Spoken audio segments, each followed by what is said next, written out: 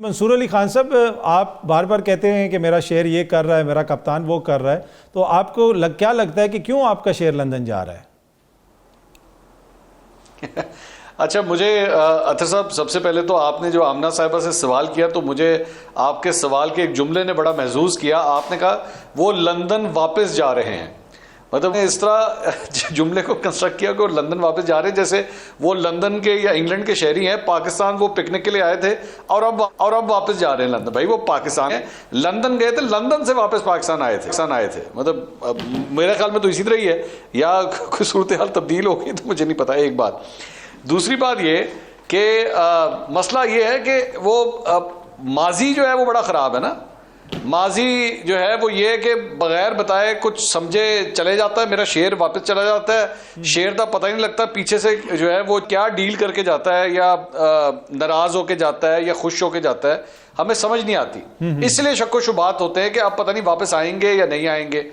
और तीसरी बात ये कि मुझे आमना साहिबा के जवाब से बड़ी हैरानगी हुई कि सवाल हो रहा है कि नवाज शरीफ साहब लंदन जा रहे हैं, वापस आएंगे या नहीं आएंगे, लेकिन आमना साहिबा ने अपने जवाब के दूसरे हिस्से में इमरान खान को कह दिया वो अटेंशन चाहिए। इमरान खान का उनका लंदन भेजने का ताल्लुक इमरान खान के साथ, इमरान खान ने टिकट लेके दी है या इमरान खान ने वीजा लेके दिया?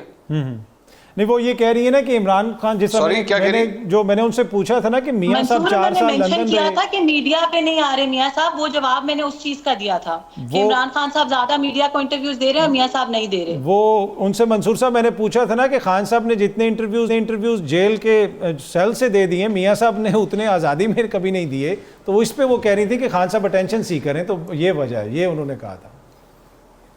अच्छा, आप एक काम करें, अब वो चले खान साहब अटेंशन सीकर है, आपने उनको बुरा भला कहना है, आप 100 दफ़ा कहिए, आपका हक है, जाहिर बात है आप ऑपोजिशन में हैं, उनकी ऑपोजिशन में है ना, मतलब उनके मुखालिफत में है। ठीक है। आमना साहिबा से पूछे मियां साहब ने आखिरी इंटरव्यू कब दिया था?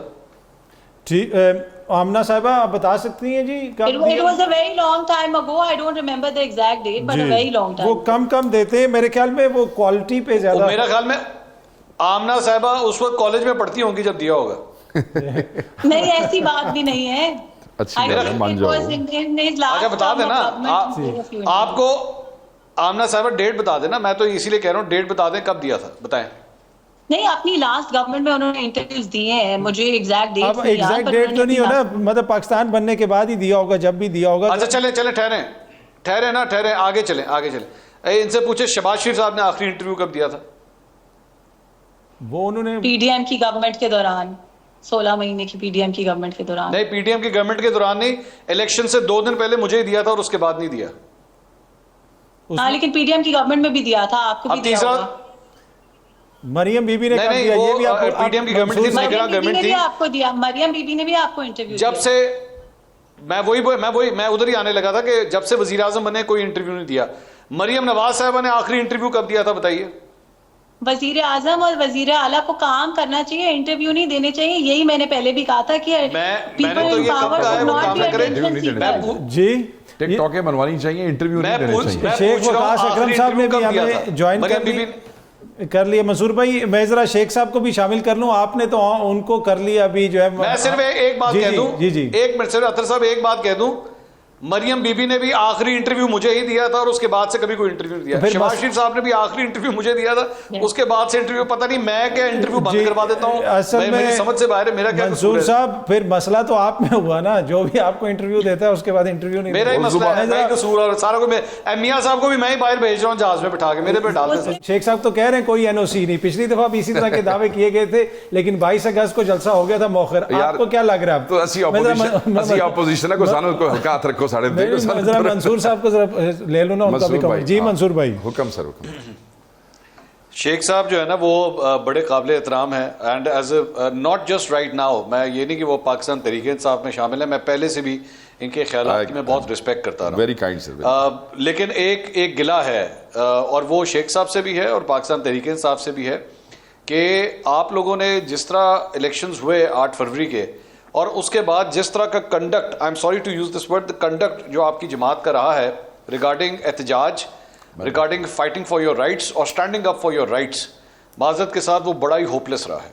मैं sorry to, I have to say this, क्योंकि आप एक जगह जब आप ये बात कहते हैं कि ख़वातीन के साथ ज़्यादती हो रही है, अभी जो शेख साहब ने जिस वाक़े का जिक्र किया उसके बाद आप लोगों ने अभी तक जिस तरह का एहतजाज किया है, आप लोग अटक का पुल अब तक क्रॉस नहीं कर सके हैं।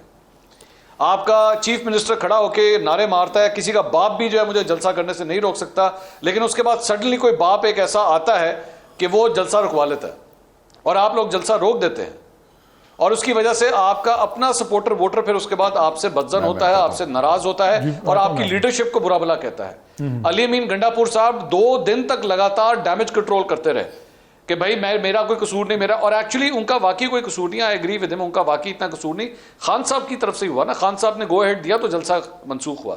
लेकिन ओवरऑल अगर पाकिस्तान तहरीक इंसाफ का आप उठा के देखें तो जिस तरह एक ऑपोजिशन का मौसर किरदार अदा करना चाहिए था with such a big number जो नेशनल असेंबली के अंदर और पंजाब असेंबली के अंदर मौजूद है, with such a big number. वैसे मंसूर साहब ब्रीफली बताइएगा, फिर मैंने शेख साहब के पास भी आना है और एक ब्रेक भी लेनी है। ब्रीफली मुझे बताइएगा कि क्या आपको लगता है कि ग्राउंड पे इनकी सपोर्ट मौजूद है, पाकिस्तान तहरीक इंसाफ मकबूल है और ये उस तरह यूटिलाइज नहीं कर रही है? बिल्कुल मौजूद है, ठीक, बिल्कुल मौजूद है, बिल्कुल इनका वर्कर चार्ज है, इनका वोटर चार्ज है, लेकिन यहां पे फर्क ये, वो जैसे कहते हैं ना मुदई सुस्त गवाह चुस्त, यहां पे वर्कर चुस्त है लेकिन लीडर जो है ना वो नाकारा और नाअहल है, जिसकी लीडर से मुराद जो इस वक्त लीडरशिप बाहर मौजूद है, ठीक है, वो नाकारा है जिसकी वजह से वो मोबिलाइज नहीं कर सकी और वो कसूरवार है। ठीक है, जरा शेख साहब से इस पर कमेंट लेते हैं, मैं छोटी सी ब्रेक ले लूं, ब्रेक से वापस आते हैं तो आपके गुफ्तगू का सिलसिला जारी रखते हैं छोटी सी ब्रेक के बाद।